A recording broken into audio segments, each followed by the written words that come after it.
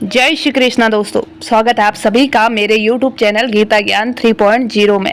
दोस्तों, रोज की तरह फिर से हाजिर हो गई हूँ महाभारत की ही एक महत्वपूर्ण और बहुत ही विशेष शिक्षाओं को लेकर। आज की वीडियो में बात करेंगे कि महाभारत की कौन कौन सी शिक्षाएं हमें याद रखनी चाहिए और कौन कौन से सबक भी हमें याद रखने चाहिए। इसलिए बने रहें वीडियो के अंत तक। अगर आप चैनल पर नए हैं तो प्लीज़ इस चैनल को सब्सक्राइब कर दें। वेद ही हैं हिंदुओं के धर्म ग्रंथ। वेदों के 4 भाग हैं, ऋग्वेद, यजुर्वेद, सामवेद और अथर्व। महाभारत को 5वां वेद माना जाता है। प्रत्येक भारतीयों को इसे पढ़ना चाहिए। इसमें वह सब कुछ है जो मानव जीवन में घटित होता है या हो सकता है। इसमें वो सब कुछ भी है जो धर्म और राजनीति में होता है। इसमें वो भी है जो आध्यात्मिक मार्ग में घटित होता है। एक और इसमें रिश्तों को लेकर अपनत्व है तो दूसरी ओर खून के रिश्तों को भी तार तार कर देने वाली असंवेदनशील घटनाएं हैं। दरअसल महाभारत में जीवन, धर्म, राजनीति, समाज, देश, ज्ञान, विज्ञान आदि सभी विषयों से जुड़ा पाठ है। महाभारत एक ऐसा पाठ है जो हमें जीवन जीने का श्रेष्ठ मार्ग बताता है। महाभारत की शिक्षा हर काल में प्रासंगिक रही है। महाभारत को पढ़ने के बाद इससे हमें जो शिक्षा या सबक मिलता है उसे याद रखना भी जरूरी है। तो आओ दोस्तों, आज बताती हूँ आपको कुछ शिक्षाएं जो महाभारत से मिलती है। जीवन हो योजनाओं से भरा। भगवान श्री कृष्ण के अनुसार जीवन का बेहतर प्रबंधन करना जरूरी है। जीवन के किसी भी क्षेत्र में बेहतर रणनीति आपके जीवन को सफल बना सकती है, और यदि कोई योजना या रणनीति नहीं है तो समझो जीवन एक अराजक भविष्य में चला जाएगा जिसके सफल होने की कोई गारंटी नहीं है। भगवान श्री कृष्ण के पास पांडवों को बचाने का कोई मास्टर प्लान नहीं होता तो पांडवों की कोई हिम्मत नहीं थी कि वे कौरवों से किसी भी मामले में जीत जाते। उनकी जीत के पीछे श्री कृष्ण की रणनीति का बहुत बड़ा योगदान रहा। यदि आपको जीवन के किसी भी क्षेत्र में जीत हासिल करना हो तो यदि आपकी रणनीति और उद्देश्य सही है तो आपको जीतने से कोई नहीं रोक सकता। संगत और पंगत हो अच्छी। कहते हैं कि जैसी संगत होती है वैसी ही पंगत होती है, और जैसी पंगत वैसा जीवन। आप लाख अच्छे हैं लेकिन यदि आपकी संगत बुरी है तो आप बर्बाद ही हो जाएंगे।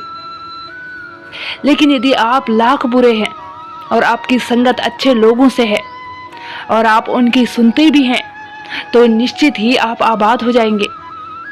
महाभारत में दुर्योधन उतना बुरा नहीं था जितना कि उसको बुरे मार्ग पर ले जाने के लिए मामा शकुनी दोषी थे। शकुनी मामा जैसी आपने संगत पाल रखी है तो आपका दिमाग चलना बंद ही समझो। जीवन में नकारात्मक लोगों की संगति में रहने से आपके मन और मस्तिष्क पर नकारात्मक विचारों का भी प्रभाव बलवान रहेगा। ऐसे में सकारात्मक या अच्छे भविष्य की कामना व्यर्थ है। थोता चना बाजे घना। दूसरी शिक्षा दोस्तों, मालवा में एक कहावत है कि थोता चना बाजे घना, अर्थात जो अधूरा ज्ञान हासिल किए हुए लोग रहते हैं वे बहुत वाचाल होते हैं। हर बात में अपनी टांग अड़ाते हैं और हर विषय पर अपना ज्ञान बघारने लगते हैं, लेकिन कभी कभी यह अधूरा ज्ञान भारी भी पड़ जाता है। पहली बात तो यह कि इससे समाज में भ्रम की स्थिति निर्मित होती है, और दूसरी बात यह कि ऐसा व्यक्ति जिंदगी भर कंफ्यूज रहता है। कहते हैं कि अधूरा ज्ञान सबसे खतरनाक होता है। इस बात का उदाहरण है अभिमन्यु। अभिमन्यु बहुत ही वीर और बहादुर योद्धा था, लेकिन उसकी मृत्यु जिस परिस्थिति में हुई उसके बारे में भी सभी जानते हैं। मुसीबत के समय यह अधूरा ज्ञान किसी भी काम का नहीं रहता है। आप अपने ज्ञान में पारंगत बने। किसी एक विषय में तो दक्षता हासिल होनी ही चाहिए। दोस्त और दुश्मन की पहचान करना सीखें। अगली सीख है दोस्तों, महाभारत में कौन किसका दोस्त और कौन किसका दुश्मन था ये कहना बहुत ज्यादा मुश्किल तो नहीं, लेकिन ऐसे कई मित्र थे जिन्होंने अपनी ही सेना के साथ विश्वासघात किया था। ऐसे भी कई लोग थे जो ऐन वक्त पर पाला बदल कर कौरवों या पांडवों के साथ चले गए थे। शल्य और युयोत्सु इसके उदाहरण हैं। इसलिए कहते हैं कि कई बार दोस्त के वेश में दुश्मन हमारे साथ आ जाते हैं और हमसे कई तरह के राज लेते रहते हैं। कुछ ऐसे भी दोस्त होते हैं जो दोनों तरफ होते हैं।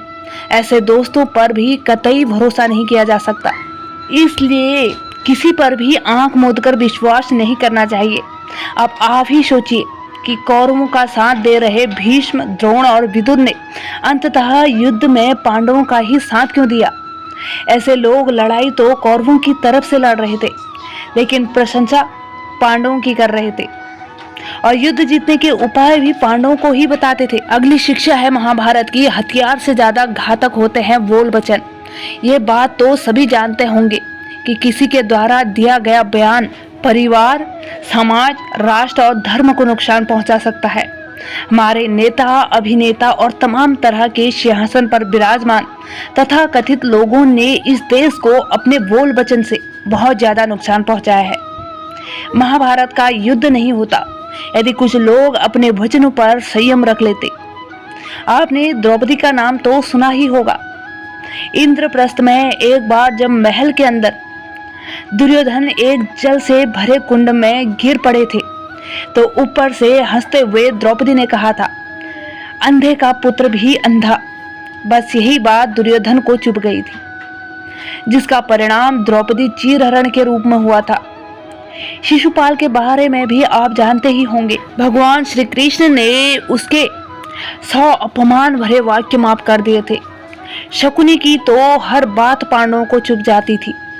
सबक ये कि कुछ भी बोलने से पहले हमें सोच लेना चाहिए कि इसका आपके जीवन, परिवार या राष्ट्र पर क्या असर होगा और इससे कितना नुकसान हो सकता है। इसलिए कभी किसी का अपमान मत करो। अपमान की आग बड़े बड़े साम्राज्य नष्ट कर देती है। कभी किसी मनुष्य के व्यवसाय या नौकरी को छोटा मत समझो। अगली शिक्षा है महाभारत की, जुए सट्टे से दूर रहो। शकुनी ने पांडवों को फंसाने के लिए जुए का आयोजन किया था, जिसके चलते पांडवों ने अपना सब कुछ दांव पर लगा लिया था। अंत में उन्होंने द्रौपदी को भी दांव पर लगा दिया था।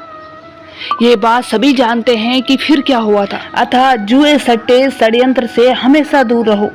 ये चीजें मनुष्य का जीवन अंधकारमय बना देती है। किसी भी रूप में ये कार्य निंदनीय और वर्जित माने गए हैं। जुए या सट्टे के आजकल कई तरह के रूप प्रचलित हैं। पहले तो पासे का जुआ होता था, लेकिन आजकल रमी, फ्लश आदि है। सदा सत्य के साथ रहो। आपने देखा या फिर सुना होगा दोस्तों कि कौरवों की सेना पांडवों की सेना से कहीं ज्यादा शक्तिशाली थी। एक से बढ़कर एक योद्धा और ज्ञानी जन कौरवों का साथ दे रहे थे। पांडवों की सेना में ऐसे वीर योद्धा नहीं थे, लेकिन उनके साथ भगवान श्री कृष्ण थे और पांडव धर्म के साथ खड़े थे और पांडवों ने पूरी रणनीति के साथ ये युद्ध जीता था। तो कैसी लगी दोस्तों आज की ये वीडियो आपको?